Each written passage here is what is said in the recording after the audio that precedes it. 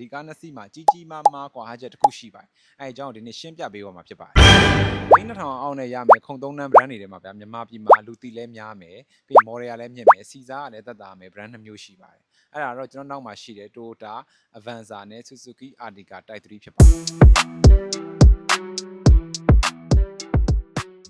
ဒီနေ့မှာတော့ဒီကားနှစ်စီးရဲ့အားနည်းချက်အားသာချက်ပြီးတော့ဘာတွေတူညီလဲဘာတွေမတူဘူးလဲအပြင်ဟိုမှာဒီကားနှစ်စီးမှာကြီးမားမားကွာဟချက်တစ်ခုရှိပါတယ်အဲအကြောင်းဒီနေ့ရှင်းပြပေးပါမှာဖြစ်ပါတယ်ဒီကားနှစ်စီးရဲ့အဓိကကြီးမားမားကွာခြားချက်အကြောင်းအရင်ဆုံးပြောပြမှာဖြစ်ပါတယ်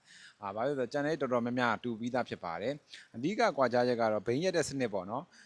ဒီ Toyota ကတော့နောက်ဘိန်းနောက်ရက် engine နောက်ရက်နဲ့သွားတယ် Suzuki ကတော့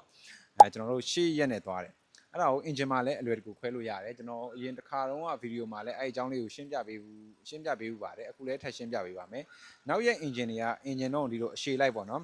အရှည်လိုက်သွားတယ်ဝင်ရိုးနဲ့နောက်ဘိန်းကနေစရက်တဲ့ပုံစံနဲ့သွားတာဖြစ်တယ်တော်တော်များများရွှေငါးတို့ ground တို့မှာတွေ့ရတဲ့ပုံစံမျိုးပဲ engine တော့ကဒီလိုမျိုးအရှည်လိုက်ပေါ့ခြေဆွဲ engine ကြတော့ဒီ Suzuki မှာဆိုရင်ဒီလိုကန့်လန့်ပေါ့ဒီဘက်ကနေဒူးစစ်တွေထွက်ပြီးတော့ရှေ့ဘိန်းရက်တဲ့ system မျိုးဖြစ်တယ်ရှေ့ရက်ရှေ့ဆွဲနဲ့နောက်ဆွဲအဓိကဘာကွာလဲမေးရင်တော့ကျွန်တော်တို့စီမှာတော့နောက်ဆွဲကိုတော့ပို့ပြီးတော့ကြိုက်ကြတယ်ဘာလို့နောက်ဆွဲတွေကတောင်ပေါ်ဒေသမှာလည်းအဆွဲရုံးပိုကောင်းတယ်ဆိုပြီးတော့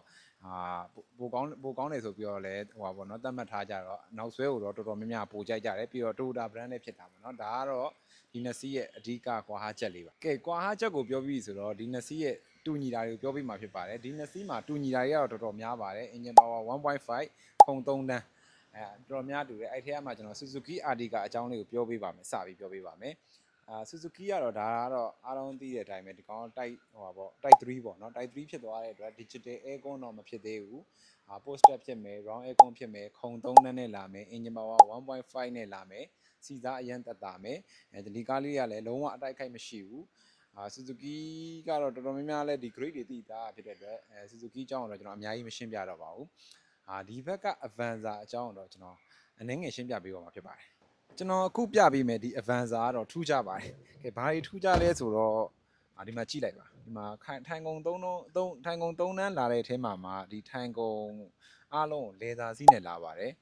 လေသာအောင်မှတော်တော်ကောင်းသုံးတဲ့လေကောင်းသုံးထားပါတယ်ဒါ Toyota Alphard တို့ဘာမှသုံးတဲ့လေသာမျိုးတွေပါကျွန်တော် Toyota Avanza တော်တော်များများက Chamois grade နဲ့ပဲလာပါဒီ Avanza မှာပဲဒီ leather နဲ့ပဲလာပါတယ်ပြီးတော့လက်တင်တွေပါတော့ဒီမှာပဲပြန်ထည့်ထားတဲ့ဟာပေါ့နော်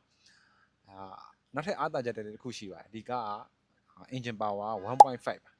2018တွေမှာ 1.3 ပဲလာပေမဲ့ဒီက1.5 နဲ့လာပါတယ်သူရဲ့ 1.5 engine ဘာနဲ့တူလဲဆိုတော့ Toyota Rush engine နဲ့တူပါတယ်အားနည်းချက်လည်းရှိပါတယ်အားနည်းချက်ကကြတော့သူက model ပါ model က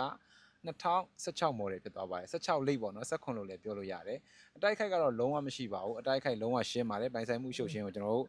အနေနဲ့တာဝန်ယူပြီးရောင်းချပေးမှာဖြစ်ပါတယ်ကျန်တဲ့ grade တွေနဲ့ကတော့ poster ပြန်ချိန်ပြီးသားဖြစ်သွားမယ်ပြီးရင်ကျန်တဲ့ဒီအလှဆင်ထားတာတွေပါမယ်ခုံ3တန်းဖြစ်မယ် round aircon ဖြစ်မယ်ဒါပါပဲမတူညီတာတွေရောတူညီတာတွေရောပြောပေးပြီးွားဖြစ်တဲ့အတွက်ဒီကားနှစ်စီးရဲ့ဈေးနှုန်းကိုပြောပေးပါဖြစ်ပါတယ်ကျွန်တော်ဒီဘက်က Ertiga Type 3ကတော့ကျွန်တော်1840ညှိနှိုင်းနဲ့ရောင်းချပေးမှာဖြစ်ပြီးတော့ဒီဘက်က Avanza ကတော့1930ညှိနှိုင်းနဲ့ရောင်းချပေးမှာဖြစ်ပါတယ်အလဲထက်လုပ်မယ်ဆိုရင်လည်းမိတ်ဆွေတို့မှာရှိတဲ့ခိုင်းနဲ့လာရောက်အလဲထက်လုပ်လို့ရပါတယ်ဗန်ချိတ်နဲ့ဝယ်မယ်ဆိုရင်လည်း9နှစ်အရှိကြရပါတယ်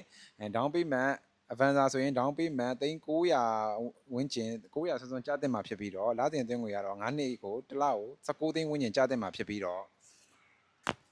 Suzuki Ertiga ဆိုရင်တော့3000ဝန်းကျင် down payment သွင်းပြီးတော့9နှစ်အရှိကြယူမယ်ဆိုရင်တော့တစ်လောက်320ဝန်းကျင်ကျတဲ့မှာဖြစ်ပါတယ်မိတ်ဆွေတို့ဆိုရင်တော့ဒီကားနှစ်စီးတွေက Toyota Avanza ကိုကြိုက်လား Suzuki Ertiga ကိုကြိုက်လားကြိုက်တဲ့ကောင်ကိုလည်း comment မှာမှန်းခဲ့ပေးလို့ရပါတယ်အားလုံးကျေးဇူးတင်ပါတယ်ကျွန်တော် Great Friendship ကမြတ်သွေးပါ